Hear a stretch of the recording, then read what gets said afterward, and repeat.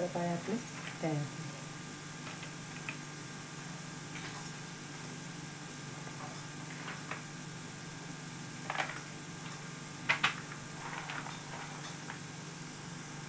Hello friends, कशा आहात? स्वागत आहे तुमचं आपल्या मराठी यूट्यूब चॅनलमध्ये. फराळाचं सुरू केलं आहे ना करायला, तर आज मी करते शंकरपाळ्या. शंकरपाळ्यांचं भिजवून ठेवायचे. तर दाखवते तुम्हाला शंकरपाळ्यांसाठी काय काय वापरते मी. आधी मैदा मोजून घेते बघा.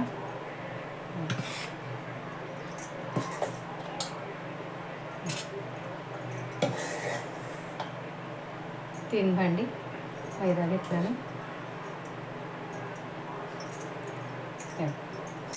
3 भांडी मैदा घेतलाय.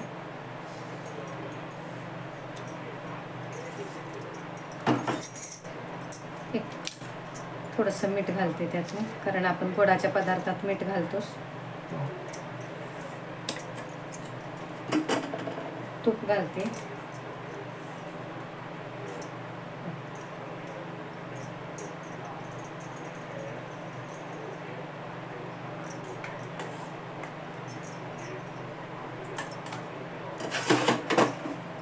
पिठी साखर केलेली आहे, घरीच केलेली मी पिठी साखर, तर ती पिठी साखर घालते. त्याच भांड्याने घालते बघा. एक भांडं झालं. आपण 3 भांडी मैदा घेतलाय ना. 1.5 भांडं मी साखर घेते.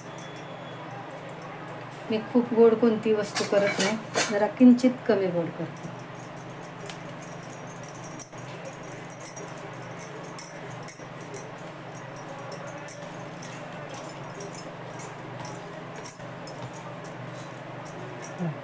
सगळं एकजीव करून घेते आणि थोडंसं दूध घालून हे भिजवून घेणार आहे मी.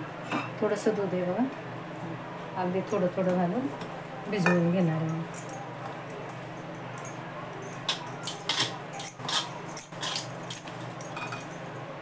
अजून जरा चांगलं हे तूप त्याला लागेल असं मिक्स करून घेते चांगलं. सगळं मिक्स करून घेतलं तर अगदी थोडं थोडंसं दूध घालून मी हे गोळा करून घेते.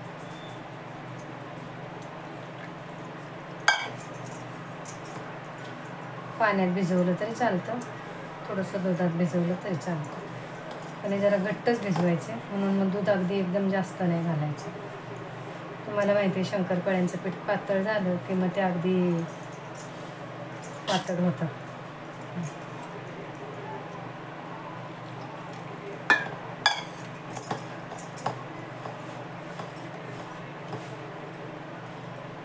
त्याचा सगळा गोळा करून घेते मी.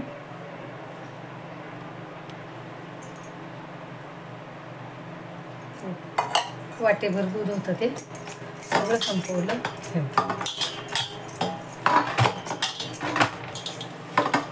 गोळा जरा आता 15-20 मिनिटं भिजू देते, मग आपण याच्या शंकरपाळ्या करू. खूप सैल पण नाही आणि खूप घट्ट पण नाही. त्यात तूप घातलेलं काही तेल वगैरे लावायची गरज नाही, फक्त झाकण ठेवून देते आणि नंतर आपण याच्या शंकरपाळ्या करू. शंकरपाळ्यांचं पीठ भिजवलेलं ना, तर रात्री बघा मला काही करायलाच नाही झालं, दुसरी कामं करत बसली, राहून गेलं. म्हटलं ठीक आहे, जाऊ दे, आता छान मुरलं आहे. रात्री भिजवून ठेवलं तर मग तसंच झाकून ठेवलं. रात्री मला उशीर झाला आवरता तर आता शंकरपाळ्या करायला घेते मी. मुरलं आहे चांगलं. चला तर परातीमुळं अडचण होईल, तर जरा मी हे काढून ठेवते, परात बाजूला ठेवते. एकीकडं मी बारीक करून तेल पण ठेवलं आहे तापायला मी.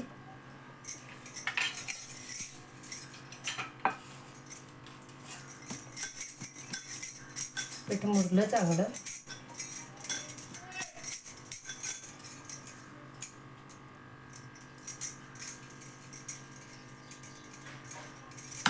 ह्याला काय तेल पीठ वगैरे लावायची गरज नाही, मुरलंय चांगलं. थोडं जाडच करते शंकरपाळी, म्हणजे मग ते तळून चांगली मोठी होईल.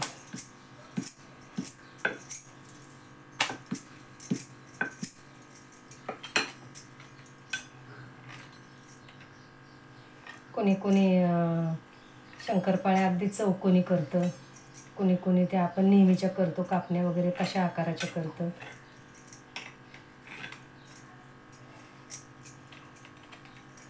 आपल्या आपल्या आवडीप्रमाणे करतात.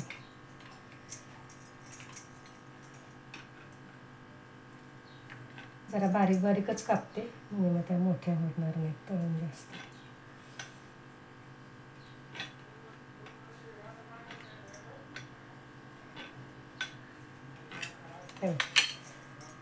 अशा करून घेते.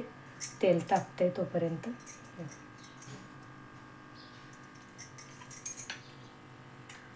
शंकरपाळ्या तळायला वेळ लागतो जरा, कारण ते आपण घाईघाईत तळल्या की त्या वरच्यावर लाल दिसतात पण खाली कच्च्या राहतात आतून. म्हणून जरा तेल तापलं चांगलं की गॅस मंद करून शंकरपाळ्या तळायला लागतात.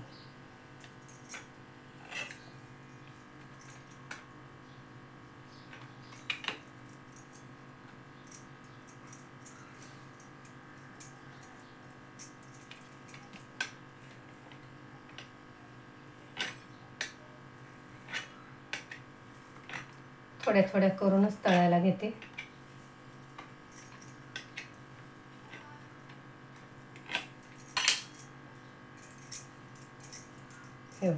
एवढ्याच घेते तळायला. तेल ठेवले तापायला बघा, तापले तेल. एक टाकून बघते. तापले. थोड्या थोड्याच करून तळणार आहे मी, कारण पीठ जास्त मुरलं आहे ना, रात्री भिजवलेलं आहे पीठ ते. आता गॅस बारीक करते.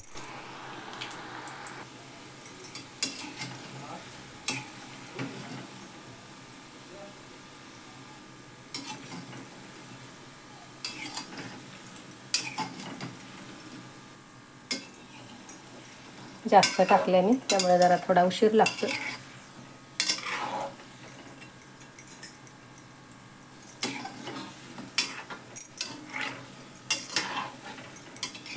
मंद आचेवरच तळायच्यात त्या, आता आतून कच्च्या राहतात. हे बघा, मंद आचेवर तळून घेतली. पदर सुटलेले दिसत आहेत. नंतर थोडं गार झाल्यावर दाखवते तुम्हाला. हे बघ, छान पदर सुटलेले शंकरपाळीचे. आता काढून घेते आणि दुसरे घालते.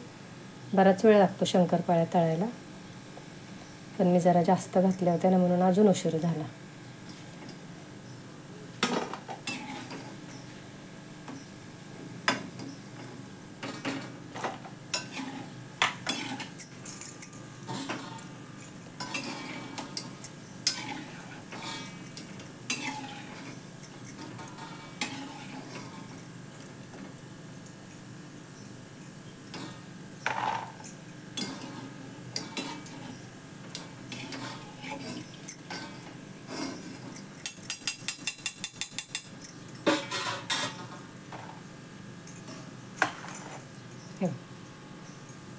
सगळ्या तळून घेते मग दाखवते. पीठ जरा जास्त भिजलं ना, रात्री भिजवलेलं, त्यामुळं सगळ्या तळून घेते.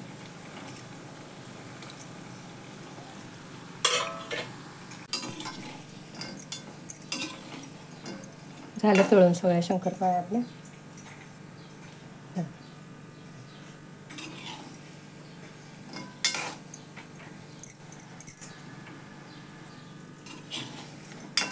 गॅस बंद केला.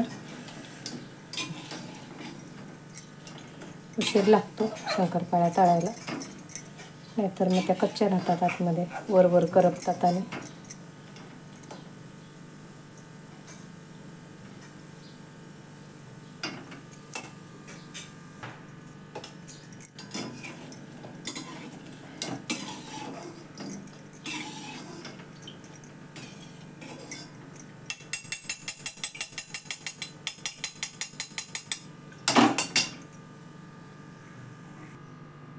हे बघ, शंकरपाळ्या आपल्या तयार झाल्या. हे बघा, दाखवते तुम्हाला कसे पदर सुटले छान. गरम आहे.